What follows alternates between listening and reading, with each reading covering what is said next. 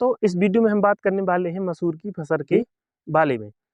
और मैं हूं आपका अपना दोस्त प्रशांत भारद्वाज, आपके अपने चैनल टेक्निकल कृषि और भारद्वाज में आपका बहुत बहुत स्वागत करता हूं। इस वीडियो में हम बात करेंगे 3 बिंदुओं पर बात करेंगे, जिसमें पहला है बुआई का समय, दूसरा है सिंचाई कब करें, और तीसरा है बारिश के कारण यदि आपकी फसल खराब हुई है या हो रही है तो उसके बारे में क्या करें, और चौथा बिंदु है यदि फसल की ग्रोथ बहुत अधिक हो रही है तो क्या करें। पहली बात करते हैं बुआई के समय की। तो बुआई का समय जो रहता है 15 अक्टूबर के बाद और नवंबर के पहले सप्ताह के बीच में आप बुआई कर लें। यदि आप 15 अक्टूबर के पहले करते हैं तो अधिक गर्मी होने के कारण आपका फसल का जो है जमाव सही से नहीं होगा, और या फिर उसमें उक्टा रोग की जो अटैक है वह ज़्यादा बढ़ जाता है। और यदि आप बाद में करते हैं तो लास्ट में पानी की कमी के कारण या तेज गर्मी के कारण भी उसका उत्पादन घट जाता है। अब उसके बाद बात करते हैं सिंचाई के बारे में। मसूर की फसल में सामान्यतः आप 15 दिन के लगभग सिंचाई कर दें।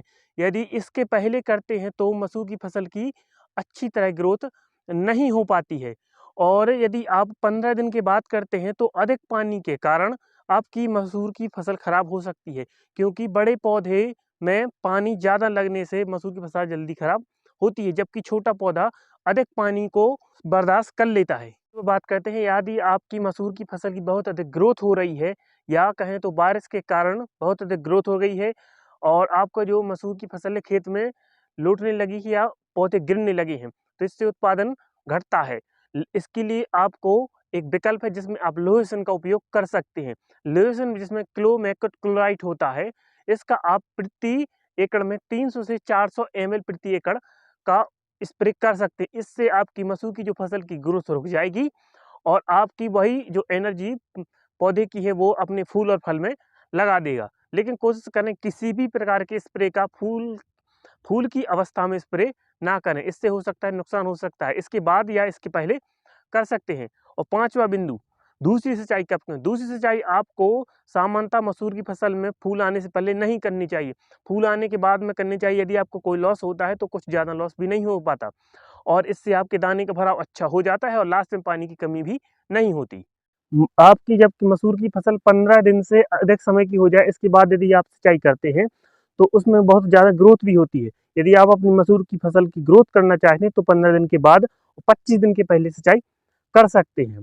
दूसरी बात या दूसरे बिंदु पर बात करें तो यदि आपकी फसल में बहुत अधिक पानी हो गया है तो उसके लिए क्या करें। क्योंकि यदि मसूर की फसल में सिंचाई अधिक हो जाती है तो मसूर में पीलापन आ जाता है, या फिर बारिश के कारण बारिश हो जाती है तब भी पीलापन आ जाता है। तो इसके लिए हम आपको बता दें, बहुत से किसान गलती करते हैं, किसी टॉनिक का उपयोग करते हैं। तो चूंकि आपको टॉनिक का उपयोग नहीं करना है, यह हमारा अपना अनुभव है कि टॉनिक का उपयोग करने से मसूर की फसल आपकी और ज़्यादा खराब हो जाएगी। इसके लिए आप चाहें तो 2 कॉम्बिनेशन का उपयोग कर सकते हैं, जिसमें पहला है सिजेंटा कंपनी का कराटे और यूपीएल कंपनी का साफ पाउडर। आपको सिजेंटा कंपनी का कराटे जो है इसमें आपको लैम्डा साइलोथिन 5% इसी फॉर्म में मिल जाता है, और फंगीसाइड इसमें आपको कार्बोनेजेब प्लस मैनकोजेब लेना है।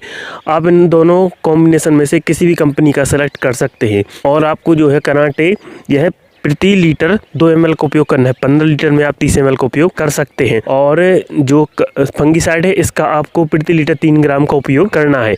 इसका स्प्रे करने से आपकी जो है माहू नियंत्रण तो होगा, साथ ही पीलापन भी दूर हो जाता है। और दूसरा कॉम्बिनेशन है आपका ब्लू कॉपर और बाविस्टिन।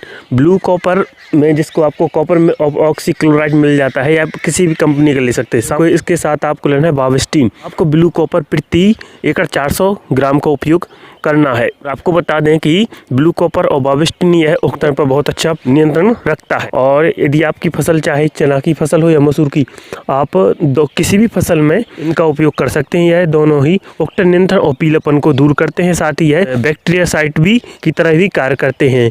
यह जड़ गलन को भी रोकते हैं। किसान भाइयों, हम आपको बताना चाहते हैं यदि आपकी फसल में उकटा रोग है या पीलापन है, और यदि आपने सल्फर चाहे 90% बेंटोनाइट हो या फिर सल्फर 80% WGP फॉर्म का पाउडर वाला हो, इनमें से 2 में से किसी एक का भी उपयोग किया है तो यह उकटा रोग को नियंत्रित करता है, साथ ही सिंचाई पानी के कारण जो दुष्प्रभाव होता है उसको भी रोकता है, और यह दलहन और तिलहन की पैदावार बढ़ाने में तो सहयोग करता ही है। इसलिए आप मसूर की फसल हो या दलहन हो, तिल हो, चना मसूर की फसल में, दलहन तिलहन में सल्फर का उपयोग जरूर करें, या चाहें तो आप सिंगल सुपर फास्फेट का भी उपयोग कर सकते हैं। इसमें भी सल्फर होता है, जिंक भी होता है और इसमें फास्फोरस भी। मसूर की फसल में एक छोटा सा कॉम्बिनेशन और है जिसके बारे में कुछ किसानों से अनुभव प्राप्त हुआ है, जिसका आप छोटे रूप में परीक्षण कर सकते हैं।